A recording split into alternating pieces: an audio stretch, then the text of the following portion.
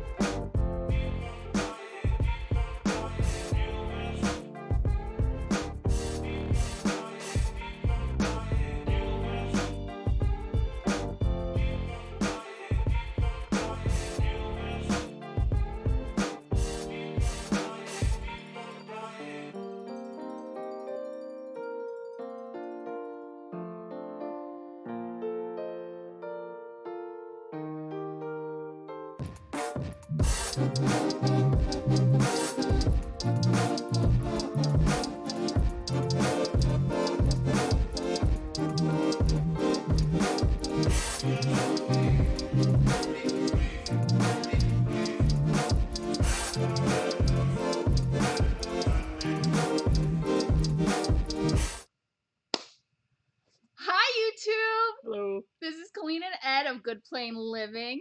If this is your first time to our channel, welcome. We are just a couple kids that like projects, and the thing you're seeing behind you is one of our fun little projects. So, to our already friends, hey, it's been a while. It's been a long while. Thank you so much for your emails. We just are so excited to be able to talk with you live. We love the questions we get. We love the stories that you share. So, hey, we missed you, and thank you so much for the emails. We really, really appreciate it. Just that the kindness is really amazing. So today, we're going to answer all the questions. Some of your questions. As many as we can get to. As many as we can get to. So, some housekeeping things and how this is going to work. So, number one, this is our first live stream. Yep. So we're still kind of like figuring everything out. A little bit of duct tape and baling wire situation going on here, but right. But it looks like we're live, so I think we're all good. We're looking good now. We are streaming through a 4G uplink right now. There is no good internet at the hangar, so please bear with us as much as you can there. Yeah. So cool. If you see any issues, throw something in the chat and we'll try to resolve it. Ooh, hi Scottsdale. Oh, cool. Yay, this thing is all fun. Awesome. Okay. So yes, we may get a better connection, but keep chatting. If something goes wrong or you can't hear us, just let us know, and I'm going to be like monitoring chat here. So where can you find this video after we finish? So it'll be on our YouTube channel, and then also we might wrap this into like a master Q&A list for you. So it's kind of a good reference to kind of find all the information at a glance, maybe organized into sections. So yep. Maybe that will work. Yeah. Okay, so hey, oh, awesome. Hey, Scottsdale, Calvin, Torben, hey! Hey, Torben. How's it going?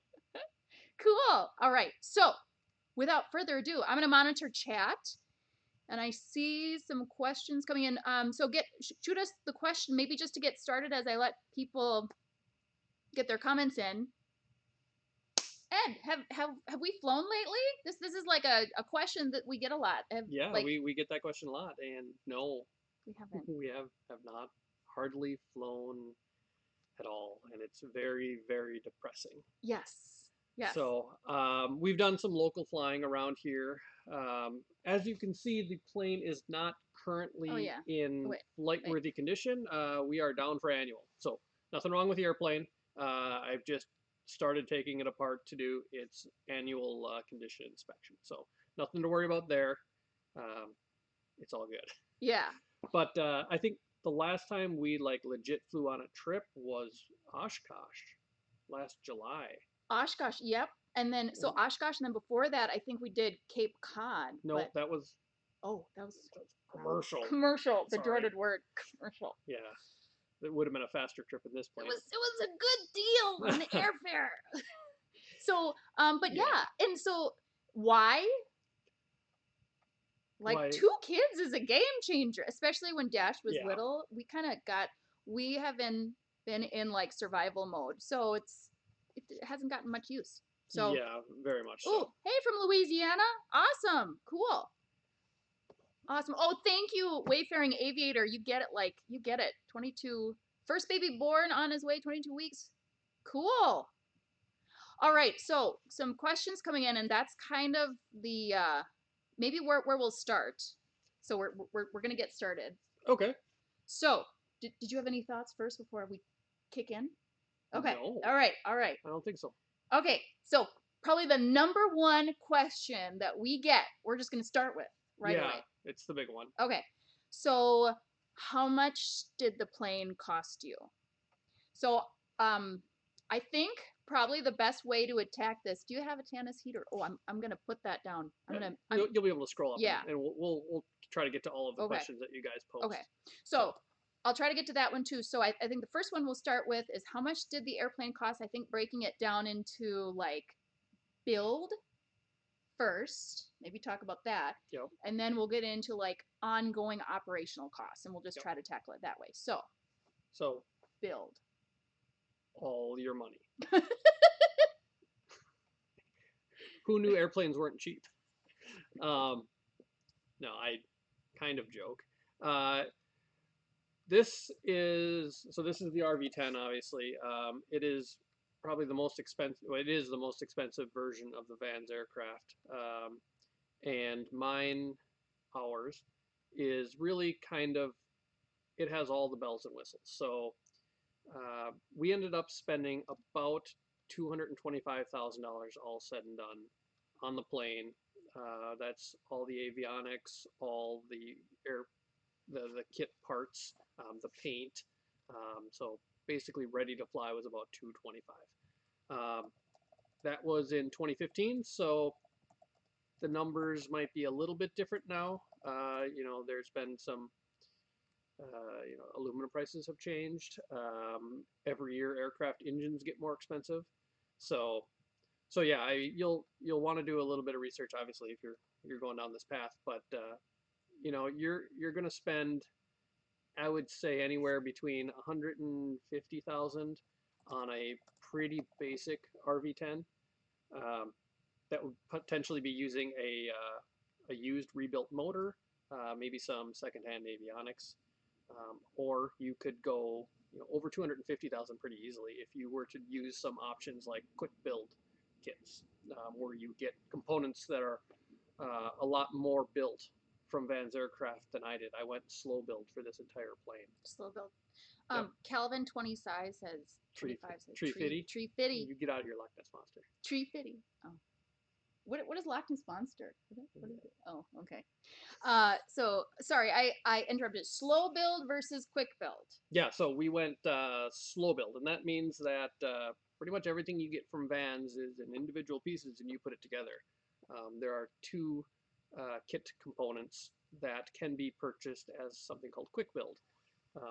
That's the wings and then the fuselage, and I think they say they try to do about 80% of the raw assembly just to save you the quick build of 80%. That component. So like the wings come 80% assembled. I think you have to put on the bottom skins and build a few things, but the tanks are already pre-built and all that. So but again, that adds price. And Vans actually just redid their website. Like I think they launched it today. So congratulations to Vans Aircraft on that. Okay. It looks wonderful. I'm kind of curious. I want. Here, I'll show you. Oh. So. What? Yeah. Did you see that?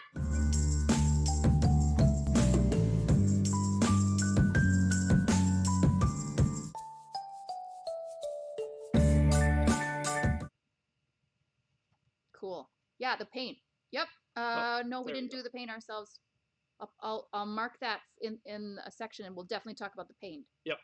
Sorry, we had a little bit of a jiggle there because I had quick keys set up for some of this stuff, and but we're all good. Ooh, that pretty website. Do you think they used a WordPress theme for that, or do you think that was? It is WordPress. Ooh. Yep. Pretty. I did see that somewhere that it's WordPress. But anyways, there are, or at least there were. I don't know because they did launch the new website, but there was a build calculator on their website. Again, when they did it, it was quite a while ago. So, long answer to a very simple question. You can build an RV10 between 150 to 250 plus. So this one was 225.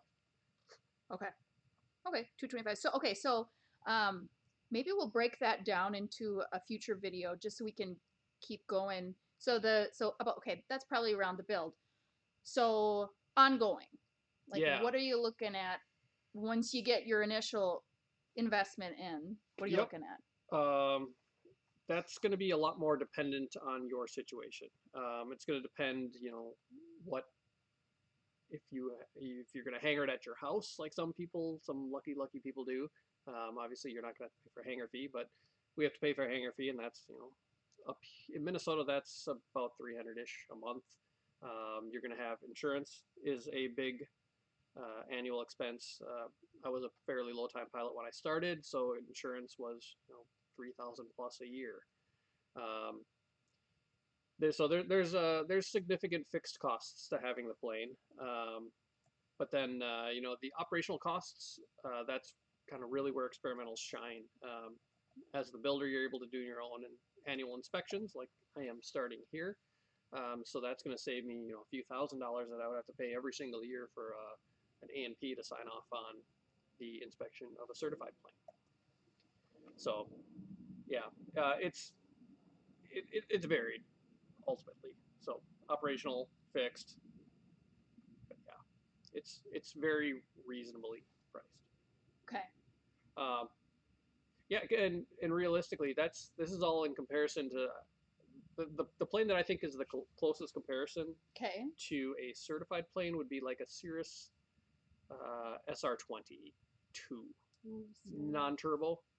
I think the specs on this are pretty close to that for capacity, speed, how it's outfitted, and those are, I think, $700,000 or $800,000 for the plane.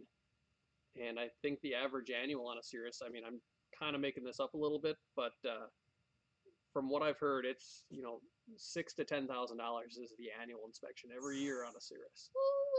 So, but they're so pretty. They are pretty. And this one actually gets confused even by the controllers at Oshkosh. Oops, so water bottle, got it, all good. Okay. Yeah. So, yep, that's so it price. Yeah, it does look very similar to us, and sometimes I have to look, and sometimes I can tell by the vertical stabilizer. But yep, the vertical stabilizers are a bit boxier. Did you see that? This girl's learning aviation terms. Okay, so anything else you need to talk about, like operational, like hangar, gas, nope. Inspections? Okay, cool. Yep. All right. So we might do a deeper dive into that. If you think you want to do maybe like a future one all about cost breakdowns, maybe we can help with that. So, cool, awesome. Keep the questions coming. I'm taking what you're putting in there and adding it to different sections, so keep them coming. Ooh, is the RV10 performance-wise? Okay, I'll... Cool. So, let's get into time. So we talked about cost investments. Mm-hmm. Let's get into the real, because time versus money here. So let's talk about the time that it took you to build the airplane, and maybe you can weave in a little bit the slow build and how long that took you, and maybe some of what you know about the quick build. So time investment. So it's very significant, obviously. We started, because the romantic I am, on Valentine's Day 2012, inventorying our tail kit. I remember that. Yes. Yep. Our very first video on this channel, I think, is Colleen in her onesie jammies. I was wearing pajamas. How did y'all know? I was like, and it had a hood, Yeah. It was called Jumpin' Jammer. It was. Yeah. But I remember that we got a heart-shaped Papa Murphy's pizza. And you remember better than I do. I do. It was a great Valentine's Day. It was fun. So, it was good. February 14th, 2012, we started inventorying the tail kit, and the first flight was August 29th, 2015. So about 3.5 years calendar-wise. But in between there, we, had EJ. Yes, 3.5 years calendar-wise. But I remember after EJ was born, there were some pockets of time where it was really hard with a newborn baby, because luckily we had started and got pretty far down how long do you think we were into it? What part were we on when EJ was born? Oh, I would have to go look back at the stuff, but EJ was born I feel like we were done with 2014. The tail. Oh yeah, I was in 2012. I was already done with the tail and I think the wings. So I was on the fuselage. Well, yeah, we did that video, the introduction that he's coming video. Oh, and the fuselage was half constructed. So is that on our channel? Something's coming. Probably. You can see the ultrasound, and he's wearing glasses. I think I put it on our YouTube channel. I don't know. We'll see. Cancun. Ah! Do you know how cold it was here? Oh man, we'll talk about the cold. Cancun. Oh, Arizona. Okay. All these warm places. Oh man. It's 10 out. It's like a heat wave now. It was 30 degrees. Okay. Where were we? Okay. Oh yeah. Time. So calendar time was about 3.5 years. Obviously, things slowed down when we had the kid. Yeah. There were pockets of time where you didn't work on it for like a month or and then it got to a point where we kind of had I just kind of had a moment, and I'm like, "Hun, get out there in the garage and finish up the dang plane," because I wanted you to finish, and I didn't want it to be lingering. And so I was like, let's buck up and get this done. Yep. And so it was, I mean, it was a major sacrifice. Yeah, it was. For our family unit. But it was like a short period of time. And there was an end. I knew that there was an end in sight and it wasn't going to linger. So this actually might be a kind of a good topic, but I mean, it does put a stress on a relationship. It sure does. It's a big financial investment, as we talked about, and it's a huge time commitment. And so not just the calendar time, but the actual hours worked. Because of it gets really fuzzy at the end on trying to track your time, but my best guess is that I had about 2,300 hours of labor building the plane. And I mean, that translates into over a full-time job for a year. And then, add to that a full-time job. Right.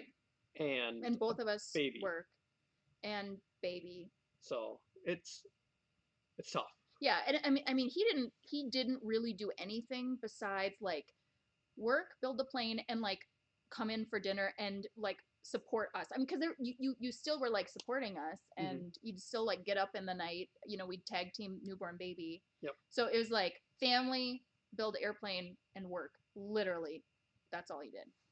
But it was really emotional. I mean, it's an emotional thing, like putting your heart and soul and blood and sweat and tears into a project like this. Yeah. So it's an emotion, and I didn't know that going into it. So yeah, it's an undertaking. Yeah, cool. Okay. So, yeah. So time, 3.5 years. So let's say that we didn't have kids and we were doing this, and you could just totally focus on it. Oh man, I could build the second one. It would either take the same amount of time, and I would do even more customization, and everything to even just that much higher of a standard, or I could build it at the same quality level, but much faster. If you hadn't realized it, he's somewhat of when he gets into something, he has to go all the way and like understand. Hey, Alicia! Oh, hey! Love you, bestie from Illinois. Okay, sorry. He goes in all the way. He doesn't, he just, so then it was like that expanded the time. But you did a great job. Yeah. Good job. So, a lot of people say it. Anyone who's built a plane says, anytime you deviate from the plans, anytime you do a customization, you try to do anything, just not by the book, it's going to add 10 times more time than you think it's going to add. The modifications. Oh, and I have a section for modifications for the plane, so we'll get into that for sure. Okay. All right. So I think that's a good one. We can do a deeper dive into that too. All right. So now we get into the good stuff. All right. So N829er Echo Charlie, our Vans RV10. Okay. I've got a lot. I've been adding to this section. Okay. Number 1, how far can you go on a tank? It depends. Okay. What do you elaborate? I would say you could probably flight plan 700 to 800 nautical miles pretty, given that winds are fairly neutral, with reserves, that kind of stuff. So, 700 to 800 nautical miles. Typically, I want to relax before I need to land the plane for fuel reasons, especially with kids. Yeah. So. Yeah. Okay. Next one. How fast does it go? Call it 165 knots would be a Lena Peak. 62 to 165 knots would be a Lena Peak cruise. If I want to go really, really fast and burn a lot of fuel, I mean, it'll do 180 knots straight line. That's full Richa Peak, down low, so not too low, but it'll go fast if you're not too concerned about the fuel. But our traditional fuel efficient cruise is about mid to low 160s. So there was a question about how much does it weigh? And then maybe you can talk about weight versus speed. I don't know the answer about weight versus speed. Sometimes heavier planes can go faster. I think the speed comes more is more based on the balance of the plane. If it's in trim, I think that matters a lot more than the weight, but I could be completely wrong. I'm not an aeronautical engineer. Okay. Cool. But yeah, so this plane is fat. I built it. Family cruiser. It is. It's a family cruiser. I need to weigh it again. That's one of the things I'm going to do in the annual. I haven't weighed it since its first flights, but it's over 1,700 empty. I know some people shoot for like 1,625 pounds for an empty weight.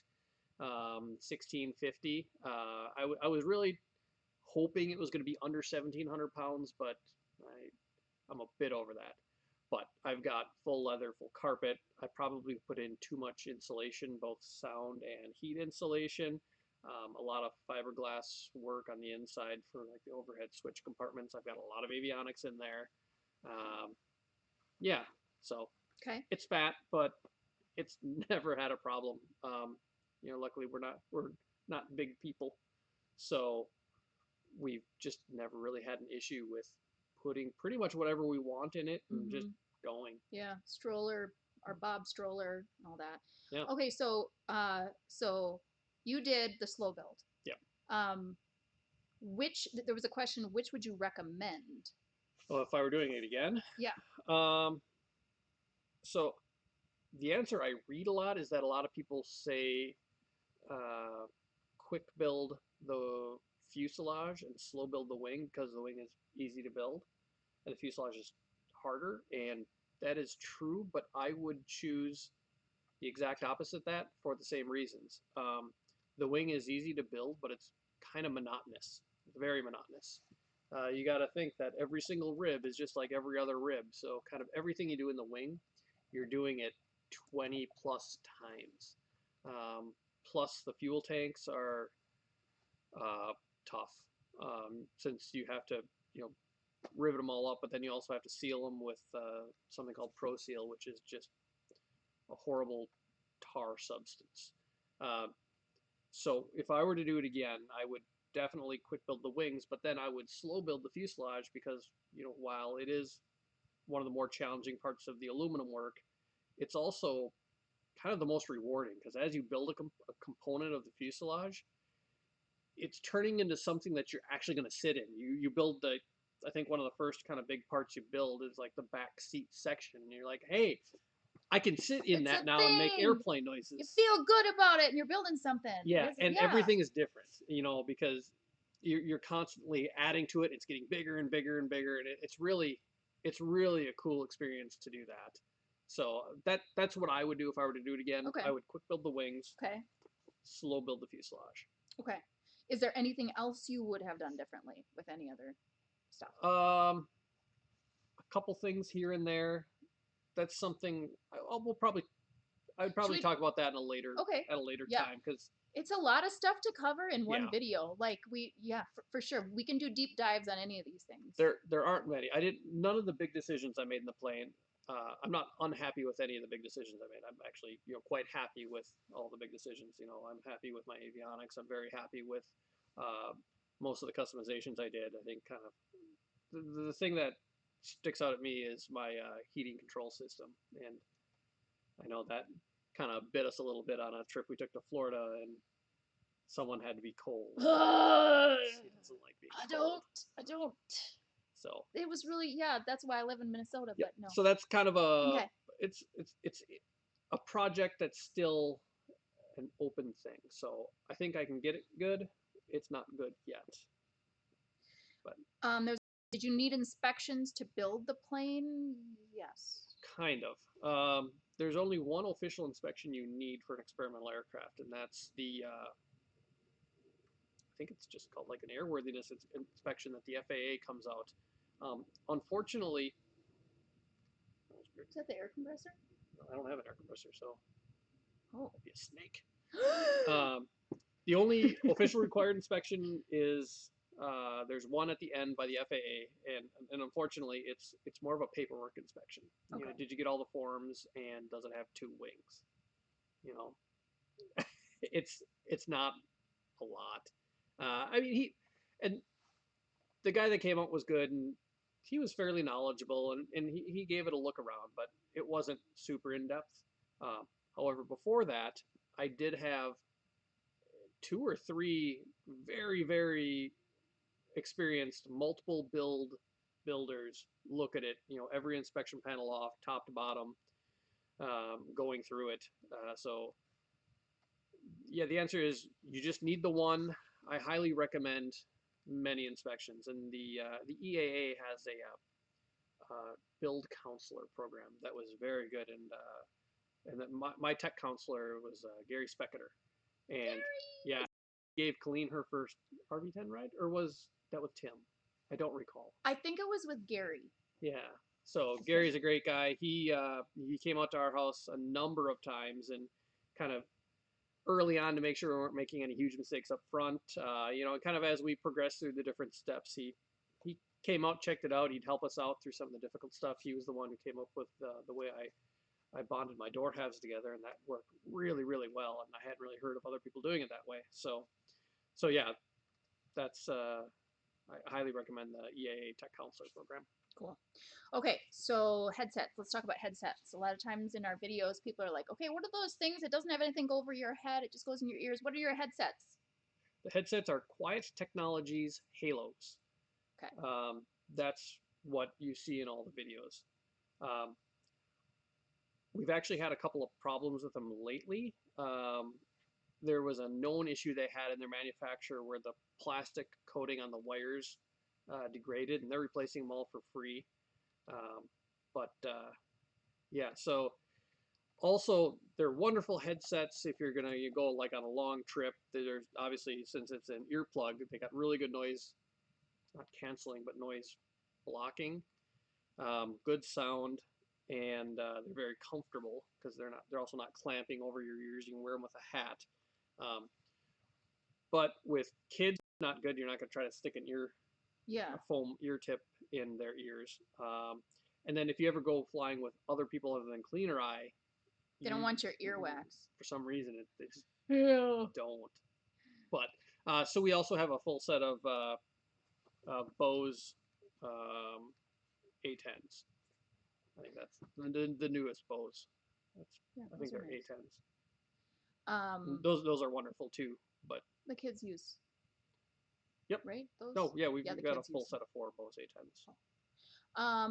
Okay. So yeah, we're coming up. So we're gonna run through a couple last sections. I apologize if we didn't get to your question on this one. We'll make sure to hit it in the next one. No, before we do that, let's paint.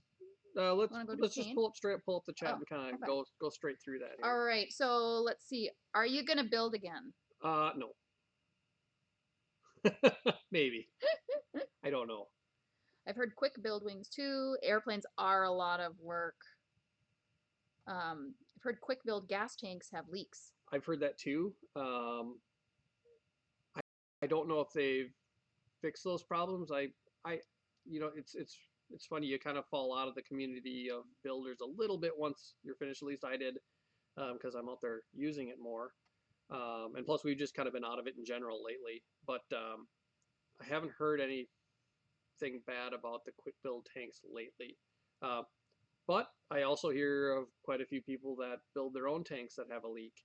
And unfortunately, I did just find a weeping rivet on the top of my tank that, yeah, I haven't told you that yet. Oh. So I've got to deal with that. It's not a bad one. It's on the very top, and I think I can reach it from an inspection hole. It might not be a big deal. Okay. So more to come on that one later. We'll look into that one. Send the tanks out, says Scott.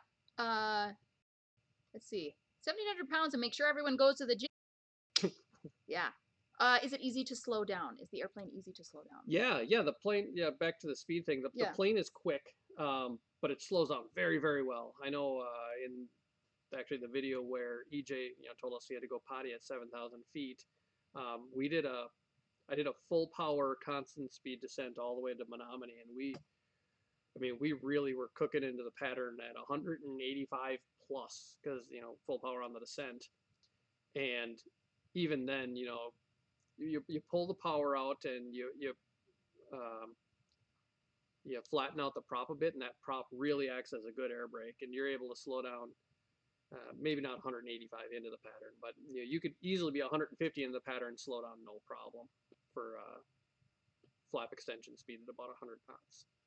So yeah, it does slow down nice. You don't need air brakes on this plane at all. Do you use Swift fuel? I have not tried Swift fuel yet. They do have it, or no? They have a I think 94 UL on the field here now. I haven't done my research into that one. I don't know. I'm okay with 100 low lead for now. Did you go to useful load and your payload with full fuel? What is my useful load? What is your useful load? It's a little over 1,000 pounds, I think. I don't have the numbers in front of me, but with full fuel, it's 700 something, I think. Because full fuel is 360 pounds minus my useful load, so it's 700-ish. Okay. Have the Arduino, I said that right? You did. Arduino mods been all you thought they would be? Nope. That goes back to that whole heater system thing that I was talking about. Yes, why it was cold. Okay. Yeah. I don't think the Arduino is the problem. I think the problem is that I used hobby grade servos. The thing I think I'm going to switch out is I'm going to switch out the servos with some good linear actuators. Okay, let's see. No, the airplane does not have a bathroom. Let's see.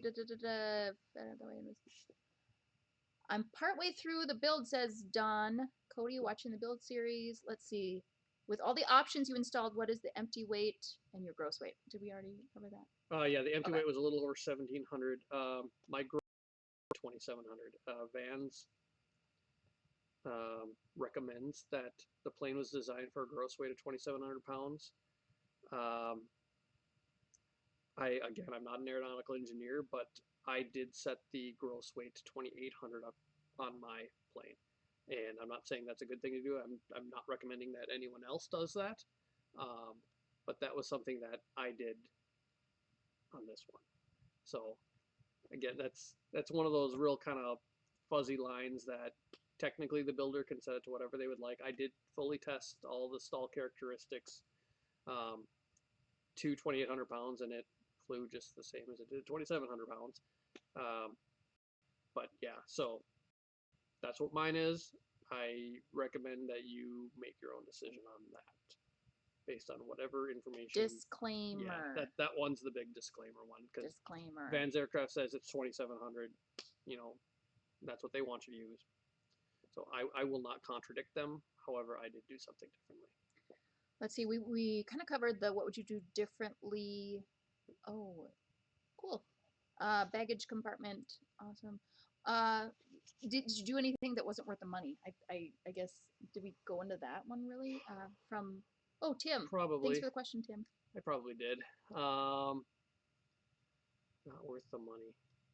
Yeah, I had a really nice leather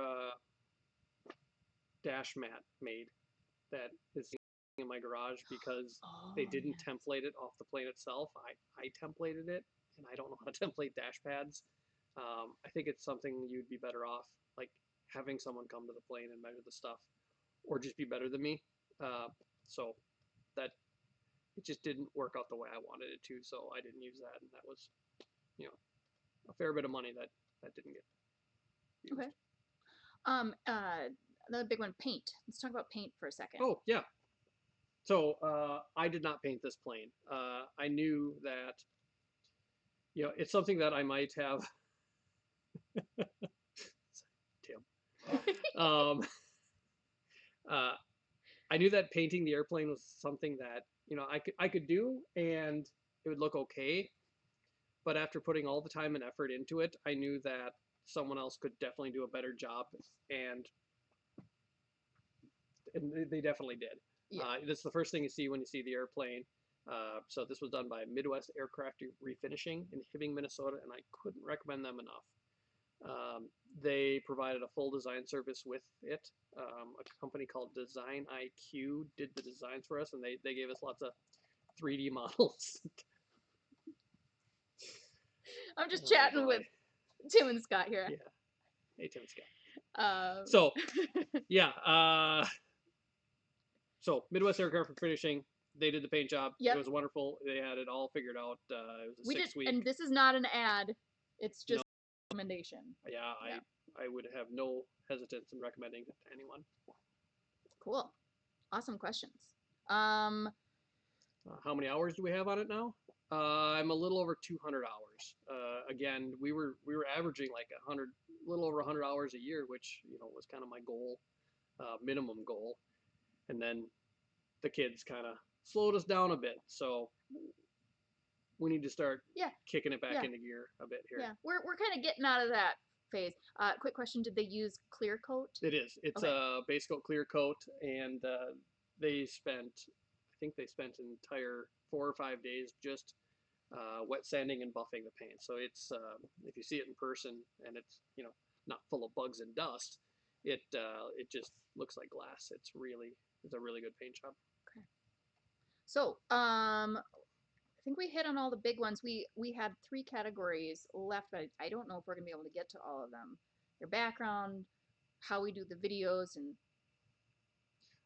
yeah, we can talk about kind of some of my background stuff. Okay. Is this your first airplane that you built? It is the first airplane that I've ridden in that I built. I've built model airplanes and things like that, but obviously nothing like this before. So yeah, this was definitely a new thing for me.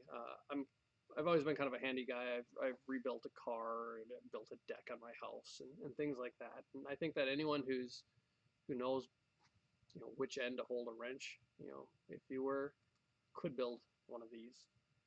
Especially if you can like just figure things out. If you can read instructions and do the research, I could do it. There's a very good community out there of builders that are wonderful to help and out. Tech council.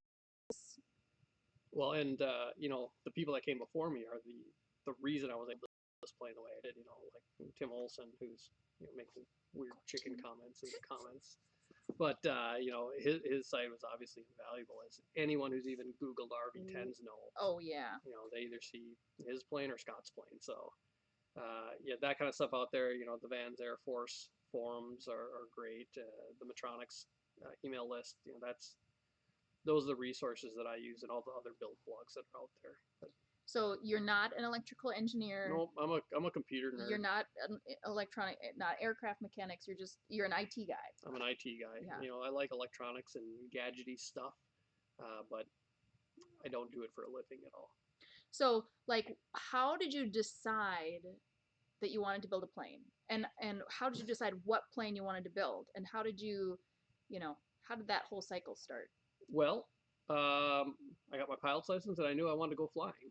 And renting airplanes is kind of hit and miss. So let's step back just a little bit. So Ed and I met in 2003. Yep. And when I met him, he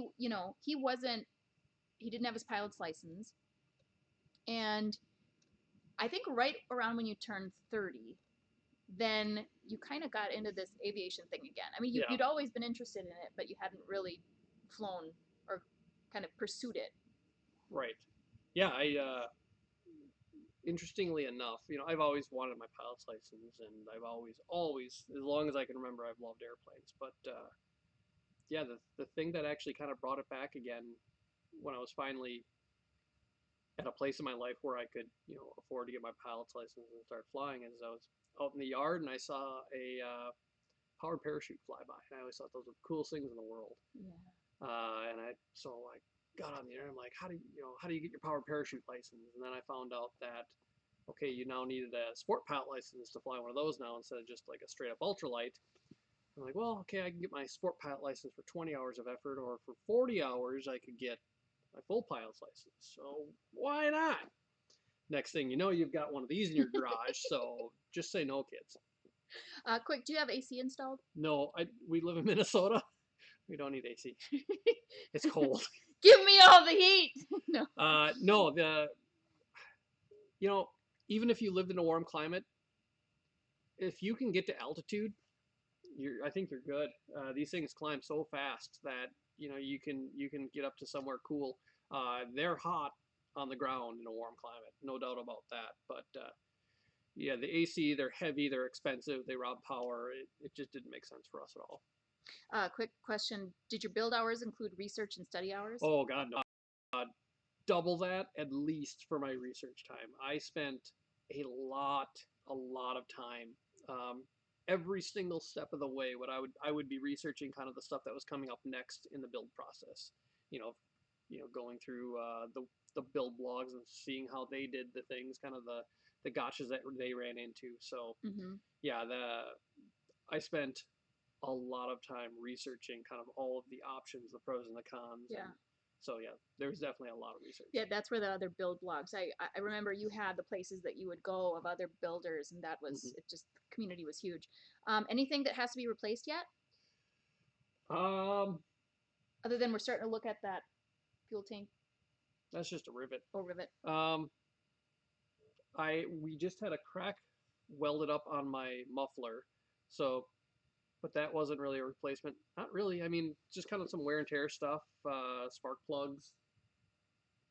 Man, I don't think I bought a new battery for it. Not because it needed to be replaced, but because I wanted more capacity. But no, nothing's really had to be replaced. Even my wheels, I was just looking at them for the annual inspection, and they're really holding up well, even for 200 hours. So cool. Cool. Thank you for the nice compliment, Michael K. We really appreciate it. How did you fix your alternator noise? Alternator noise. So that it's not fully fixed. What I've discovered is that the alternator has a bit of a whine when it's under like a high amp draw. So after startup and there's that huge inflow back to the battery. I've got lithium batteries, all lithium battery, and really it'll take the amps to charge itself back up. So the first few minutes after a start, there's a bit of an alternator whine that corresponds with RPM, but by the time you're in the air, you just don't hear it. So I haven't had to really deal with it. Although you did say alternator, that is one thing. My first alternator did go bad on this. Yeah, that's right. It kind of partially failed. We think it had a broken winding, and luckily someone on one of the forums or Metronics had a similar issue, and because I don't think I would have figured it out on my own. What happened was the alternator was working fine, but for some reason, when I had a high alternator draw and I throttled up, I would have just random circuits pop on my vertical power, my electronic circuit breaker. And it would say something like, oh, your audio panel just took 12 amps and that's why it popped, or just these crazy readings that were impossible without, flames popping out of your audio panel. And it ended up that it's a known failure mode that a broken winding in your alternator can cause just these weird electrical gremlins, especially with electronic circuit breaker systems. And luckily Plain Power warranted the alternator for me, so they replaced it. That said, I don't know that I would, if I were building new, I think I'd go with a BNC alternator. They've got an external regulator and a little, for a number of reasons, I think I would go that way. But fine now, and even in that situation, I still had the backup alternator on the back of the engine. So so just a quick time check. What do you think, babe? We got a couple more questions. Yeah, we can do a couple more questions. Do we have electronic ignition? Yes, we have dual electronic ignition. So that means that unlike most airplane engines, we don't have any magnetos on the plane. There are literally block-off plates there. And what that means is that our engine, a normal aircraft engine, if you lose all electrical systems, since that magneto itself generates its spark, you're still running. My plane is electrically dependent. So that means that if I lose all electrical power, the engine will also quit. So because of that, we've built a lot of redundancy in the plane. We've got the primary alternator. If that fails, we've got the backup alternator. If that fails, we've got the ship's battery, the main 12-volt battery, which would run the whole system for, is long enough to land pretty much wherever you need to land in an emergency situation. And if that fails, we have yet another TCW backup battery dedicated to one of the ignition systems, so that one of the sets of spark plugs would be able to fly you for a significant portion of a tank of gas. So, talking with people like Stein, you can only have so much redundancy, and but yeah, because of the dual electronic ignitions, we do use the dual alternators, kind of dual batteries. It's a single electrical system with a single main battery, but then we do have multiple backup batteries. Okay. So one for the avionics and then one for the ignition. You didn't fly out of SGS this morning, did you? No, okay. I wish I did. No, she's been sitting like this for a while, too long. Yeah. So that was not me. Throttle quadrant. Throttle quadrant. Does the passenger ever bump it? No. The Aerosport throttle quadrant, I love it. It's a wonderful setup. I've never had anyone accidentally bump it. It's never been in the way, and it is just the most natural place to sit. As I'm sitting there, if I were to put my hands down naturally, it's on the throttles, and it's just a complete natural movement to shove them forward if you need to. He's so comfortable. He's got his chair and then the throttle quadrant, and then he's got the air blowing in his pants, and it's just he's so comfortable. Just listening to music, watching the screens. Yeah. So it's very nice. And it's positioned in a way that I've never had, even with bigger passengers, it's not been an issue. So and is our fuel injection electronic or mechanical? It's a mechanical fuel injection. This is the fuel injection. It's the stock fuel injection from Vans. Okay. So. Let's see. I don't think we're gonna have a chance to get to this. No, I think just the last thing is the motor. Oh. The motor. Yeah. Hertz. No, that's the prop. Parcel is the prop. Oh, I can't remember the Lycoming. Yep. I have a tank top. She does. I have a tank. Okay, I don't remember the rest of it though. So Lycoming. It's IO 540. Oh, okay. So IO, the I stands for injected. I don't know what the O stands for, but it's 540 cubic inch flat 6 air cooled. Okay. But yeah, it was the new factory Lycoming deal from Vans when we bought it. Hey Corey. Hey, they're by air. Hey yo. We do Lena Peak. So we fly Lena Peak, typically about 40 to 50 degrees Lena Peak, and that's where I get that kind of mid 160s. Knots, and anywhere between, let's see, I would say between 10 gallons an hour and 11 and a half, completely dependent on the atmospheric conditions. If I'm high, if I'm high, it's way different. But if you're, yeah. It's the fun part of live, people. O stands for opposed. Ah, opposed. I did not know that. I learned something. Yay. Hey, Lycoming and Arduino. I almost had it. Thank you. So opposed like a boxer format, I'm guessing. Okay. Okay, so should we hit on just some upcoming plans and stuff? Okay, so favorite flying destination. We have not done as much as I wanted to at this point. We've got if you've been on our website, we have our travel map that we pinned places that we wanted to go. By the way, I see in the comments people talking about Utah would love to visit, Arizona would love to visit. Yep. Let's chat about that. So yeah, there's a lot of places that we want to go still, and I think we're in a little bit better position now to start traveling more and seeing how Dash is doing. Yep. When we did the Cape Cod last May or March, it was really hard. Dash was only a year. Yeah, it was a week in a hotel with a hotel room for a week with the 4 of us, and one of us was a baby. And the baby, he was in his carrier. Walking. Was he walking? No, he was not. He was a year. He was in the stroller or in a carrier or in stuff. And we made his bed in the closet of the hotel room. But it was hard because he needed, he could really only crawl when we were at the hotel room. Yeah, so he's starting to get to the stage where he's really fun. He is definitely more than crawling now. He is earning his name and dashing about everywhere. Yes. He's really starting to get into the communication where he's able to kind of explain what he wants. Yeah. And he's just a little sweetie butt.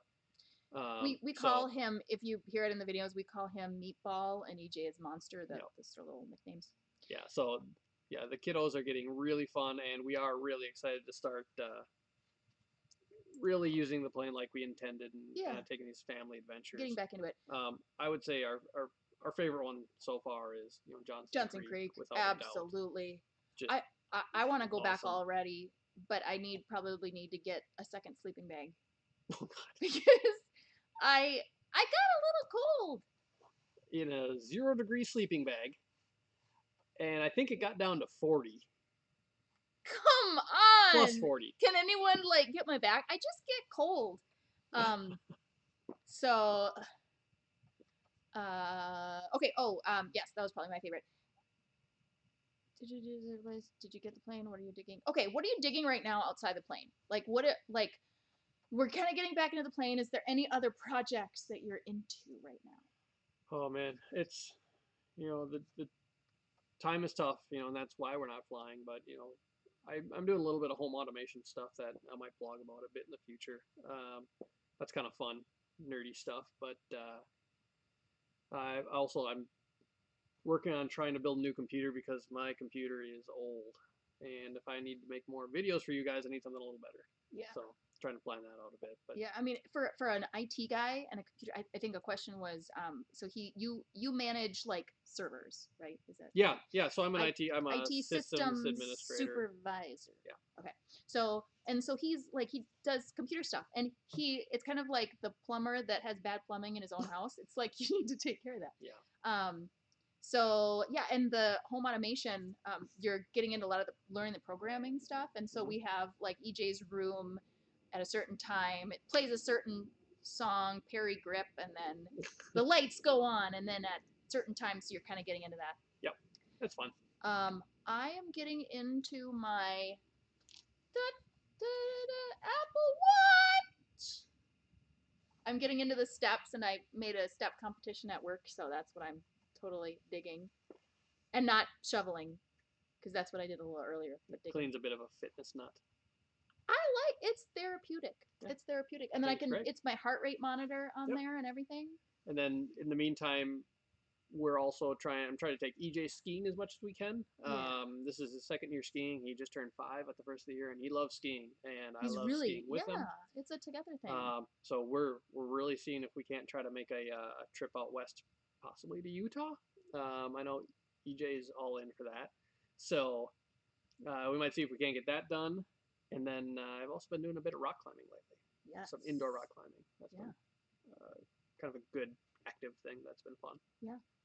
Amidst all the working and kid stuff. Yeah. So, but miss everything else. But you know what we've been doing, and I'll just end on this final thing is it's hard when you want so many things, to be able to have the time to do so many things. So what we've been doing is we kind of took a step back and put together our goals that we wanted in life. And then we broke it down. And so weekly, we get together and we're like, hey, by the way, this goal, how are we doing on this goal? Yes, you want to rock climb more. We should rock climb more. So trying to take ownership and accountability for the things we want in life and really make it like a habit. Yeah. Doing it. Yep. And making time for it, actually scheduling it and just dedicating that for whatever your goal is. Yeah. So, yeah. Okay. Do you have anything else that you want to talk about tonight? So I think we'll probably start wrapping it up here since we don't want to take too much of your time. We're going to have to do another video because there's a lot of stuff we didn't even begin to cover. And yeah, so if you want us to, we always put together just a little bit of an outline of ways that we can put questions in.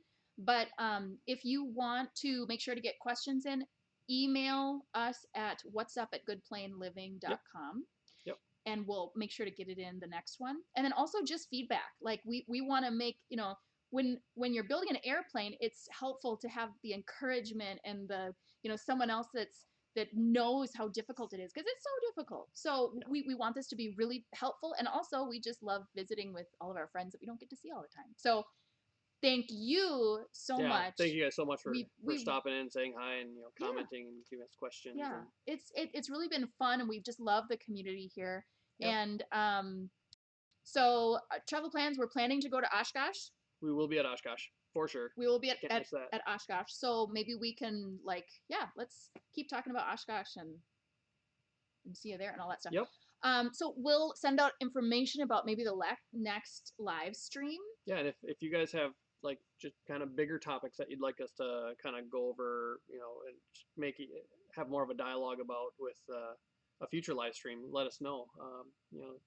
I know we get a lot of questions about the avionics in the plane, the Garmin system. I've got a really nice Garmin 360 cam. I guess you can do live streams with those. That might be interesting to try. I always thought it would be cool, but I don't think it's possible. But it'd be always fun to do a live stream from the air. But I don't think. Oh, I wonder how you could do that. I think the FCC would get mad at me. Oh, okay.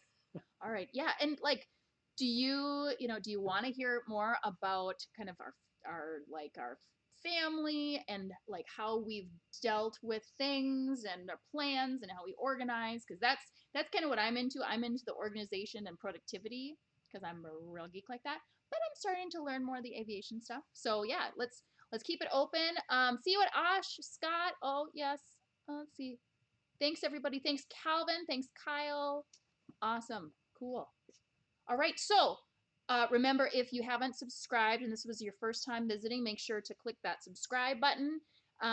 Make sure down there. Make sure to go to our website, goodplainliving.com, and add yourself to our email list so that you get all of our notes and blogs and things. And I think that's all I had. Yeah, we have a potential future video maybe. We did take a trip to Florida about this time last year that we recorded the video for but didn't actually use yet. Again, because, time. Life happens. Life happens, so it might be a bit tricky to edit that one so far after, but I may be able to get that out. But yeah, we're going to try to get some more videos out for you guys. And we enjoy doing it. It's really fun for us. Yeah. Yep. Cool. All right. Thank you so much.